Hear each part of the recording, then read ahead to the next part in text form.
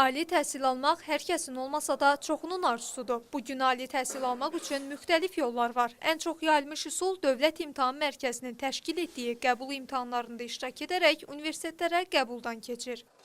Ali təhsil müəssisələrinə qəbul olmaq üçün tələbə qəbulu Dövlət İmtahan Mərkəzi tərəfindən həyata keçirilir. Əgər şəxsin tam orta təhsil haqqında sənədi və yaxud ola bilsin ki, sonra orta ixtisas təhsili müəssisəsini qurtarıbdır, ola bilsin ki, ali təhsil alıbdır, yenə də ikinci ali təhsil almaq üçün Dövlət İmtahan Mərkəzinin keçirdiyi imtahanlarda iştirak eləməklə şəxslərin belə bir hüquqları mövcuddur.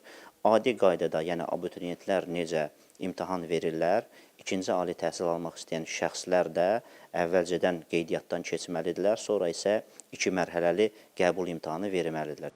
Lakin imtahansız da universitetlərə qəbul şansı var, xüsusilə ikinci ali təhsili almaq istəyənlər üçün. Elə müsahibimiz Şahmar Rəfili kimi ikinci ali təhsil almaq istəyən və müsabiqədən kənar qəbul imkanları barədə məlumatlı olan şəxslərin sayı az deyil. Mən universitetin bakalavr, magistratura və doktorantura pillərini bitirmişəm və mən yenidən ikinci ali təhsil almaq üçün müraciət etmək istəyərəm.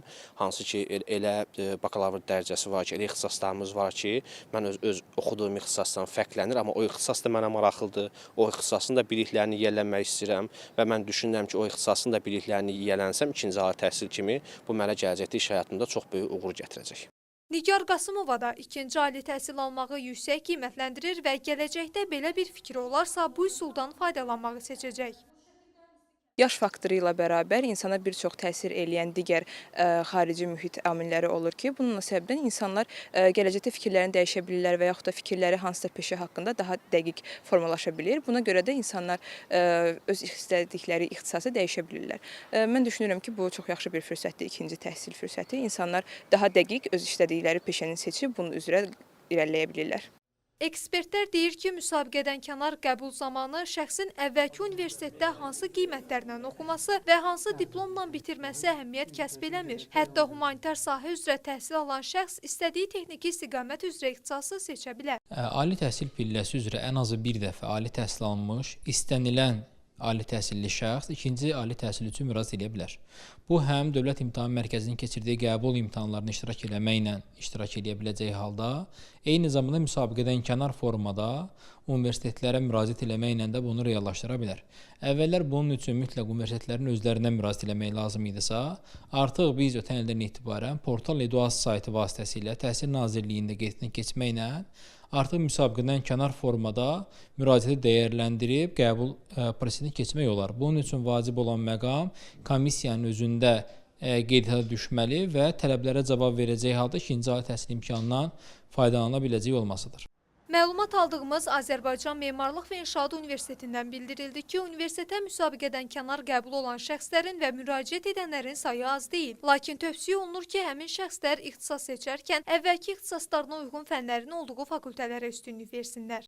Aidiyyatı üzrə həmin müraciətlər universitetlərə yönləndirilir. Universitetlərdə yaradılan komissiya tərəfindən o sənədlər toplanılır, baxış keçirilir və müraciət edən şəxslərlə komissiyanın və universitet rəhbərliyinin görüşü təyin olunur.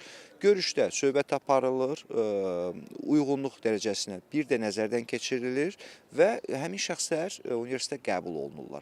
Universitetin burada tək bizim universitetin yox, bütün universitetlərin, ali təhsil müəssisələrinin yanaşması budur ki, adətən şəxslər daha yaxşı olar ki, əvvəlki ixtisaslarına uyğun ixtisas seçsinlər.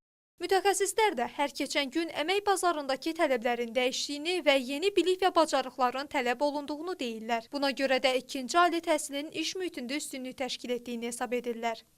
Əmək bazarının iştirakçısı həm nəzəri, həm də praktik biliklərə sahib olmalıdır. Bu nəzəri praktik bilikləri biz harda əldə edə bilərik? Əlbəttə ki, təhsil və təcrübə vasitəsilə. Yəni, deyək ki, mən 20 il qabaq bir təhsil almışam, 20 il qabağın təhsil sistemi ilə, təhsil metodikası ilə, yəni ən azından təhsil müəssisəsinin maddi texniki bazası ilə, yəni internetə çıxış imkanlarımız eyni deyil. Çünki işə qəbulda ikinci ali təhsil mütləq ki, olmazsa olmaz deyildir. Yəni, bu təsir göstərən amillərdən biridir, yeganə amil deyil. Burada bu prosesə təsir göstərən kifayət qədər digər amillər var ki, namizədin ümumiyyətlə xarakterik göstəriciləri, bilik və bacarıqları, təcrübəsi, vəzifə tələblərinə digər uyğunluq məsələləri də qiymətləndirildikdən sonra onu da üstünlük kimi qiymətləndirmək olar.